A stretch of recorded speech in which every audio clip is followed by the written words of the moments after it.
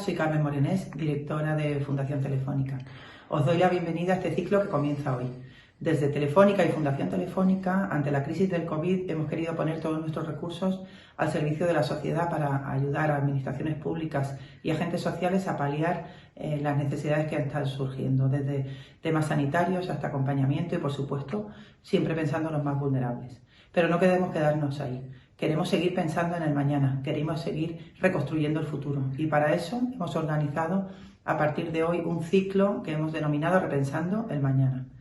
Hoy nuestros expertos que suelen colaborar con nosotros y muchos otros quieren compartir y debatir su pensamiento para ver qué ocurrirá después del COVID, cuáles van a ser las consecuencias a nivel económico, a nivel sociológico, por supuesto el impacto en la educación, el impacto sociológico y para ello queremos ser un espacio de referencia.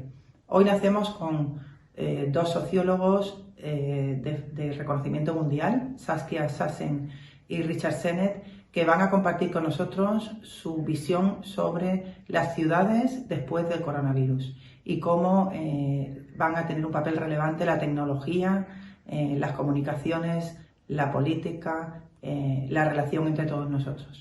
Espero que lo disfrutéis, espero que sea rico y que estéis con nosotros en las próximas semanas en los encuentros y conferencias que iremos organizando. Muchas gracias.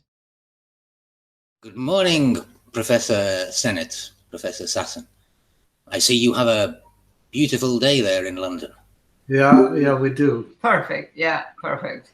The first question, how do you see the world in the post-COVID-19 era? Well, I think if all works out right, the right way, that we will have learned something. The risk is that we will not learn something. And that, and that is that it's not just us, it's other actors who are in play. What I'm saying, well, just to conclude my short answer, is that I'm afraid we will not have learned the lessons that are there to be learned, and that we will keep on sort of attacking Mother Nature is one way of putting it. That is understandable, I think, to a general public also. And hence we will create our own problems over and over again. That is one way of putting it, and to put it shortly. Professor Sennett? Well, what I worry about is that the controls, state controls, which are put in place to deal with the emergency, will remain after it passes. And that one of the problems we may see in the future is that this has been the panic legitimated new levels of governmentality, as in China, and I hope not in Europe, but certainly in the United States. And that's a very old problem, that crises legitimate the expansion of hegemonic power in a way, but this is a global crisis which may initiate this kind of global expansion of hegemony via high technology. Do you see the future with optimism or with pessimism? Extremely optimistic, but that does, in other words, I believe in alternatives that we can make, but that does not preclude that most of those who have power in the world, that I believe that they will do the right thing. So I am an optimist of some sort, but I'm very troubled by how power is constituted in our current period, and a period that I see as starting after the big world wars. I don't ever use those words. I think I'm too old, but the big issue that I see confronting us is whether we will learn from ways of dealing sensibly with the pandemic, how to learn about addressing climate change.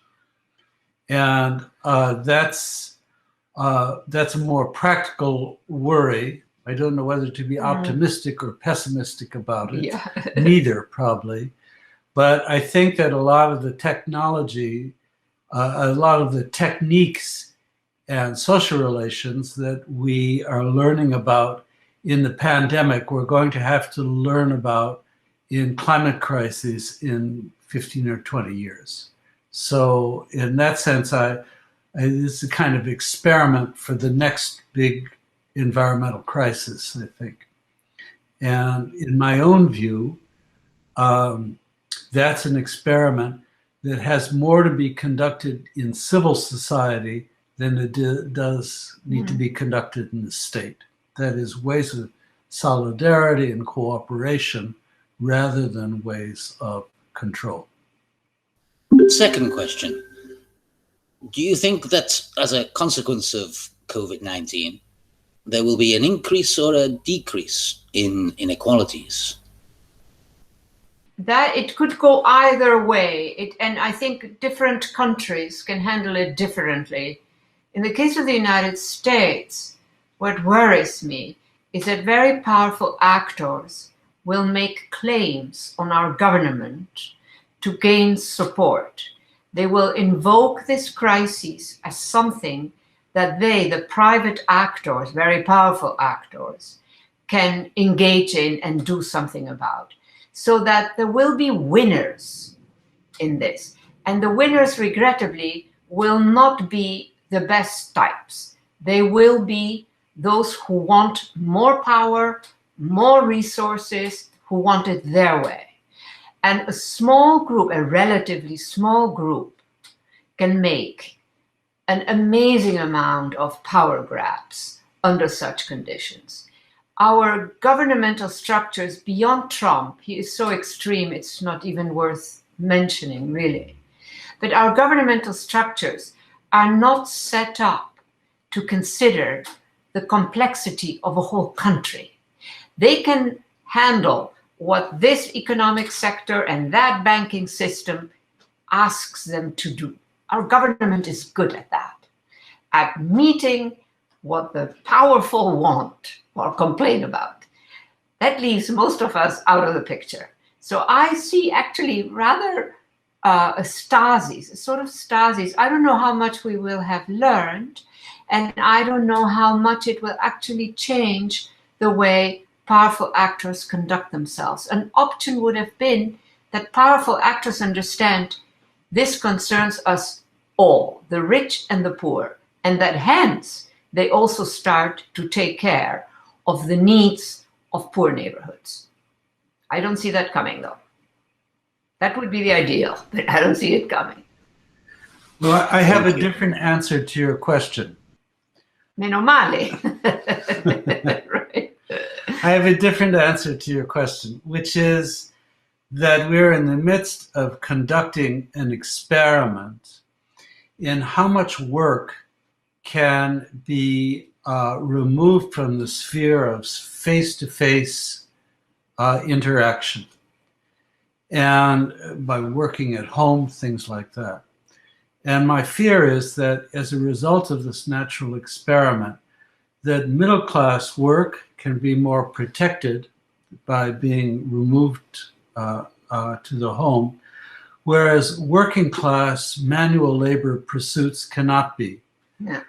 You can run a bank from your living room, but you can't collect garbage remotely. So in my view, one bad outcome of this would be that we use this experiment in work to widen the inequality between the working class and the middle class in terms of exposure to danger. I agree with that too. Yes. That does not preclude what I said. No, actually. no, of course. I do think that we will see concentrations of power and of wealth that will also include some of these issues. It's not a good scenario. I do think that some countries in the world will do better we're thinking quite a bit now, or I'm thinking here about the United States and such countries, Latin America. But I wonder how some other countries might handle it all. Exactly what you mean by they will be better. Well, I mentioned the United States in two situations. One aspect of it is that I don't think, as Richard said, that the powerful actors will learn too much from this, that a lot will remain the same. The other one is a growing recognition that we are fragile, and hence a maximizing of resources put in the aid of powerful actors who will make claims. So that's sort of two very different vectors in play there. And the next question. To what extent do you believe cities will be affected? Well, that's a very good question, and it's one that I am trying to explore now in terms of this relationship between, if you like, the green city and the healthy city. And it's a question, your question really has many sides to it. The most confusing and provoking side is a question about density. Because a green city is one which concentrates and densifies mass transport. It gets people out of private cars. It builds housing that is more compact and in parts of the city which are more dense. Whereas a healthy city requires, in the transport sector, some way of people keeping a safe distance from each other, which is inimical to how public transport is supposed to work. The seeming solution to this is what they are doing in Paris, the notion of a 15-minute city, in which you can walk or bicycle to concentrated nodes of work and shopping and so on. But that is a situation for the rich. In most of the poor cities that I and my colleagues at the UN are involved in, that the United Nations are involved in, where people work or where schools are is far, far away from where barrios or other informal settlements are located. And it's meaningless to say to somebody, spend 3 hours bicycling to work, and then 3 hours bicycling home. So in the developing world, the drama of this is really an economic drama of how to refashion the economic system so that it can be decentralized. And that's not a problem for capitalism or socialism. It's a problem that spreads across the whole gamut of activities, whether they're state or private owned. So that is I think the density and managing density is the kind of fulcrum, the crux of dealing with what this pandemic means for cities, and again, what it means for the relationship between a healthy city, which is what we want to make, and a green city, which has a completely different logic of density. Professor Sassen? I think that I agree with a lot of what Richard said. One critical issue that we need to confront with cities, we cannot have the Sao Paulos and these huge cities that go on and on and on, where at the edges there is pure misery. There is no water, there is no proper housing. So what we need so Europe is an exception here. Europe has a lot of small cities, and that's the perfect way to go. We cannot have the rest of the world where you have such extraordinarily miserable conditions for life. I mean, to me, this is critical. We should, but that means if you think now of say, Africa. Africa is serious stuff, of course, but also certain parts of Asia.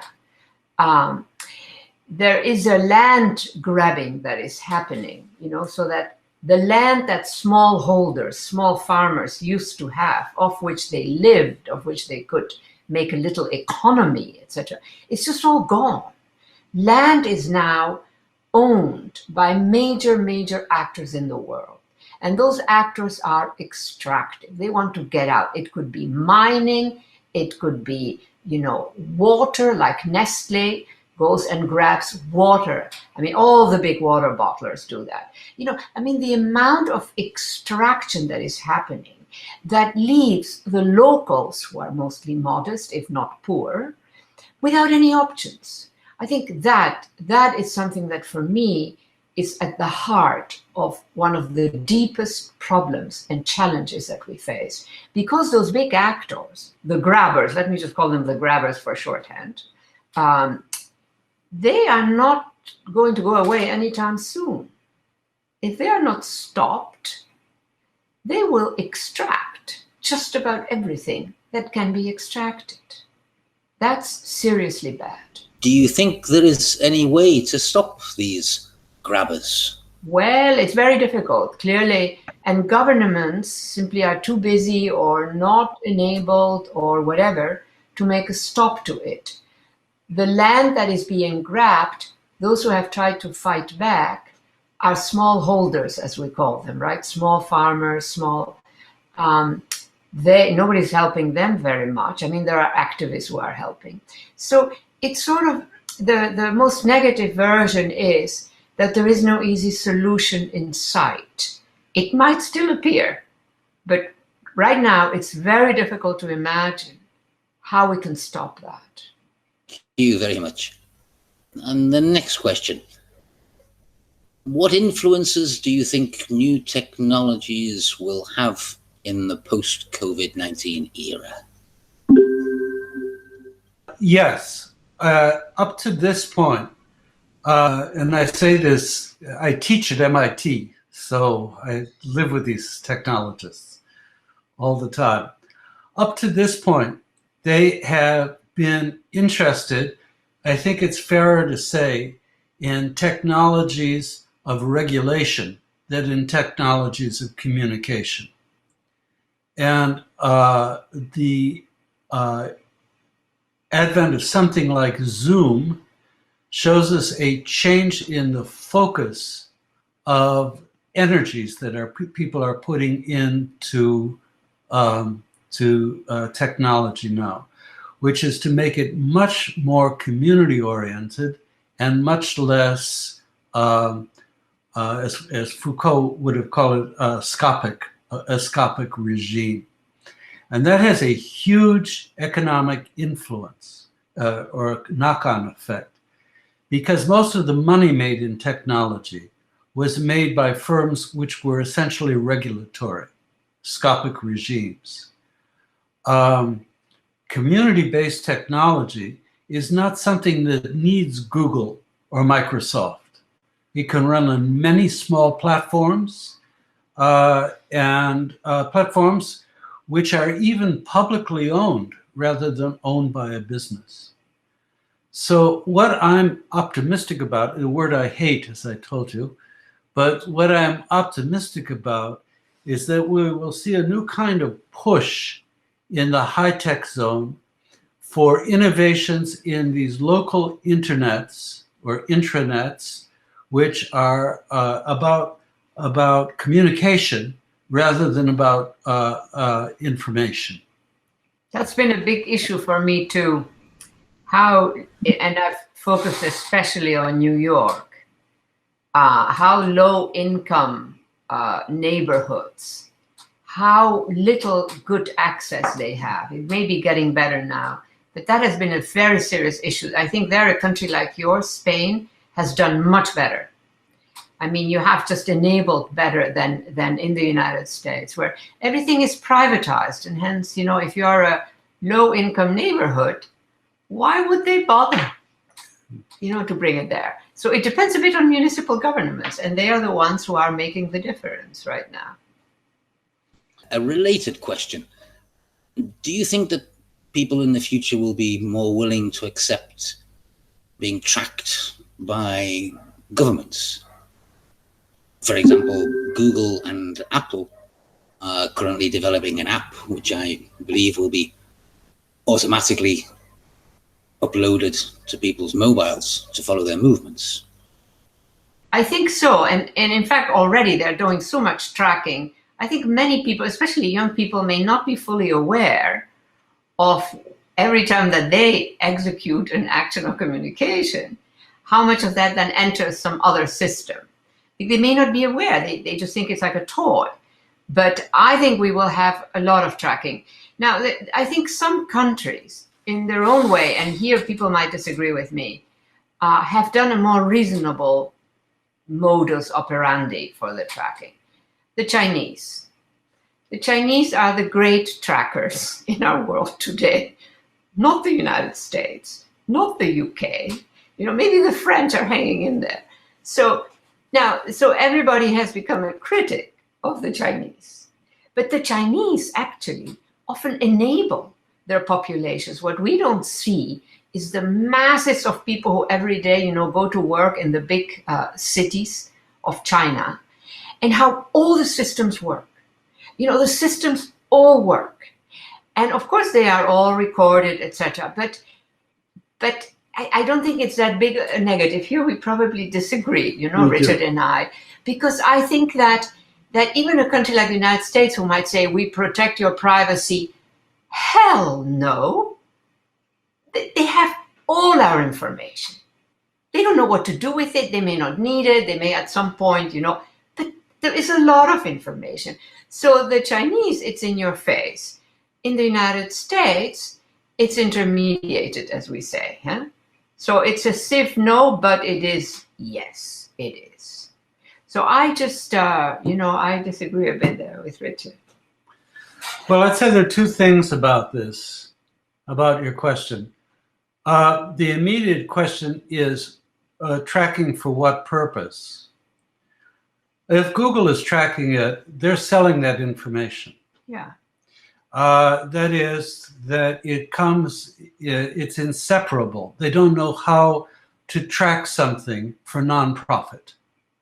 And the information is always there. And, if you track infection in the blood, you could also track all sorts of other physical conditions, which might lead people to not give you health care or to avoid you and so on.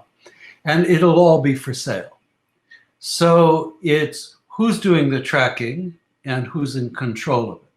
And we've done a miserable job of that so far, of limiting the power.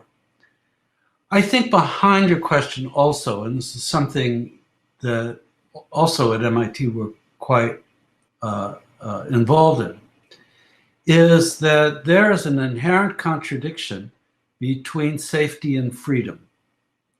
And there are situations in which the unknown of what might happen is something people accept for the sake of being free. And other conditions in which people give up their freedom for the sake of being safe. You can't square this contradiction.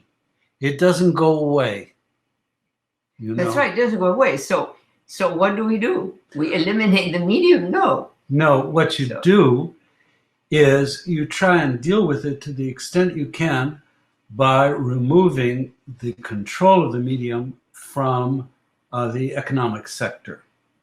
It doesn't solve it, your local government could still track you, but at least your data is not for sale in that way. Your freedom is not something that people can sell. So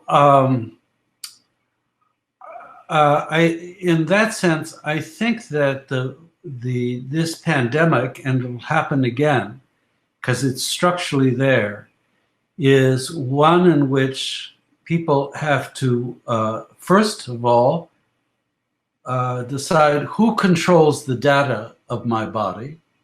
And secondly, how much am I willing to be unsafe for the sake of being free, of not being traced? I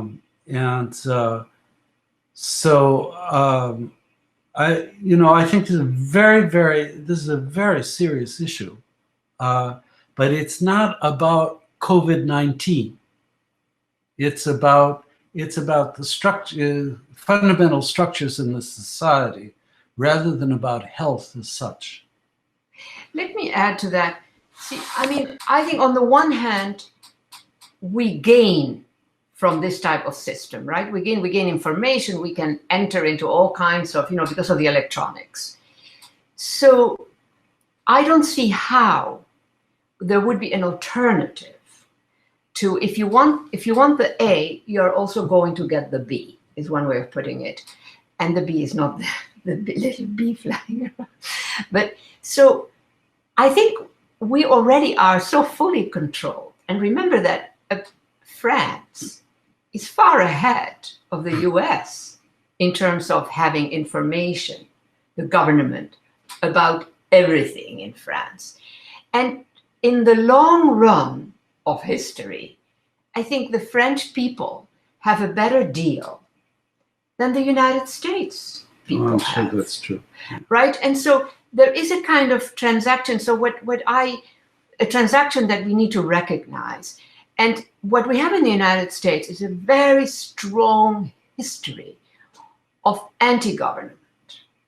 Now, that includes some very brilliant people, a bit like you, maybe. And maybe it includes you. And it includes other kinds of people, who are, they don't know any better, etc. So what we have to fight against the electronic giant that can enter our lives, we have to figure out how we can make that a better deal. But we're going to need that.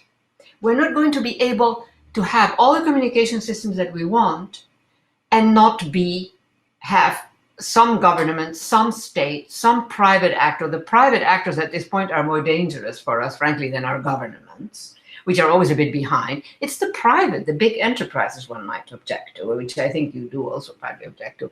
But we will have to sort that out in a way that works for us. Because, right now it's a bit neither here nor there, but at the same time, I don't know, I think that the Europeans have a better arrangement than the Americans have. In the United States, you still have all neighborhoods that have zero connectivity. It's just unbelievable. And you have total capitalist exploitation Exactly. of the technology. Right. Yeah. How do you think the Trump administration is managing this crisis? Oh, it's not discussable. It's a tragedy because, he's psychotic, and his psychosis is condemning millions of people, hundreds of thousands of people to die. There's nothing to discuss about it. It's a tragedy that's happening. The only thing I can tell you about that is that what worries me is that it's very natural for people in the times of crisis to disregard what a leader is doing and simply want a leader. And Trump may be able to profit from that. But in himself, this is not a discussable question. It would be like saying about Roman history, well, Nero, he was a dreadful human being. Discuss. But it is going to be tragic for Americans, especially if that desire for a leader, any leader, leads them to throw over an evaluation of how this insane individual is conducting himself. I want to add something to that. So I agree completely with what Richard said. I also think that Trump, in a way, illuminates an issue that in other governmental situations where you have smarter people, we might not be seeing. But Trump shows us the limits that we're hitting of our democracies. Yes, that's true. I don't think. Yes, I think that's true. He is so stupid that he makes it visible. The fact that he became president of this country is in itself a shocking fact. And we cannot forget that it's not accidental. Now, the second point that I think we always overlook in these discussions about Trump, etc., is the extent to which the American system, it's not just Trump, has sort of forgotten about, not paid attention, not expressed an interest in what the modest classes actually need or want. It has so many of the regimes, even with reasonable good people like Obama, how little he did for the majority of people. He did very little. Could he have done more? I say, hell yes. But I think our system will not allow a sort of a figure who really is going to make a change in the picture. That is one possible explanation, that we want it safe. And final point, we have entered a new epoch. We don't have a name for it, but we have entered a new epoch. And it is invisible. In our complex systems, an epochal transformation does not announce itself. It crawls inside various systems and then it emerges. And we are in a new, and that is why many systems are failing, but that's also why we need to rethink, we need to readjust. And again, I think complex systems do not change by changing everything. They change by just changing a few things that are radical and that will make a difference. So we have Trump as an in-between, who's neither here nor there, who cannot, make a difference. Of the other international leaders, are there any that have impressed you in this crisis? Our most favorable impression is of our friend Antonio Guterres, who is the head of the UN, who has been a kind of moral force throughout this, ethical force throughout this entire pandemic. And of course, whom Trump is threatening to cut off his money for WHO because he is really speaking truth to power. It's kind of a tragedy. The more he speaks out, the more nation states, not just Trump, but in the Middle East as well, say, don't go too far. Don't go too far. Or the UN will, we're not going to fund you anymore. But I would say that he is the one outstanding figure in this whole thing in terms of doing that with governments. It's also why he has, of course, he's always wanted to end these wars in Africa, but he's now redoubled that. As much power as he has in the UN, which isn't very much, to get ceasefires during this pandemic. So he's the one figure I would single out. I agree. Another question is... The last question. Keep them going. What do you think about labor flexibility? Something that is particularly encouraged by the technology companies. Well, as I was saying to you before, labor flexibility can also be have a very disequalizing effect, spreading the distance between working and manual, between manual classes and middle classes. But your question, if you fine-grain it to where will people work, labor flexibility takes on another aspect. The kind of flexible workplaces that we were beginning to see were places where, you crowded 20 people around a long desk and they each stared at a computer. an idea of the office was supposedly over. Well, now we know that long desk, WeWork spaces, all of these kinds of shared workspaces are dangerous to people. And so we're obviously going to have to rethink how offices are physically designed in order that people can be safely brought together. And that's something which is that's a problem for planners and architects to figure out, because we've got to figure out ways that you get sociable space, which is also safe space. It can be done, but it requires a kind of complete rethink of what an office should be like and how it should function. I'll give you another aspect, another example of this. A lot of the coordination that goes on in flexibility is very top-down. That is, when you have an organization like Apple, for instance, which is run by email, the lower you get, the less flexible it is, because basically you're transmitting power down, and as it gets transmitted down, it becomes more rigid. So one of the things we're going to have to think about this, if we get a more sociable workspace, is how to get rid of things like email. How to have different systems of communication which are not that kind of top-down control. And that is a discussion which began before the pandemic, but I think about flexible workplace, that it was really a lie, that it was a system of control where the freedom was all at the top.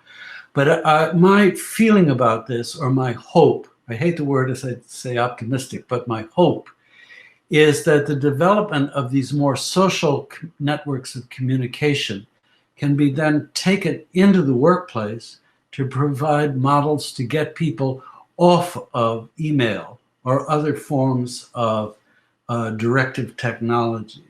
What I would say to you about this is that even before this crisis started, there was a crisis in how we were using this new tool. We were using it badly. It made obscene fortunes for a few at the top and made the lives of people down below a misery. And I think that the techniques that we're learning to communicate in small groups in civil society might be something that could come back in to help us reform the so-called flexible workplace. That's my hope. As I say, I'm not optimistic, but I have that hope. And a final question. What importance do the financial institutions have in global cities? Well, there are two phases. So there was a time when the financial system was a fairly reasonable proposition that actually added valuations and options to all kinds of people. Today we still have that kind of finance, and then we have another financial system. And that's the one that is problematic. In other words, the more traditional banking, etc., is one thing. We all need it. It can help, it really is okay. But it's that other system that dresses itself in the clothing of, I'm just a financial system. But actually, one way of putting it is it's basically an extractive sector. It's like mining. Once it has gotten all it wants, it does not care what happens.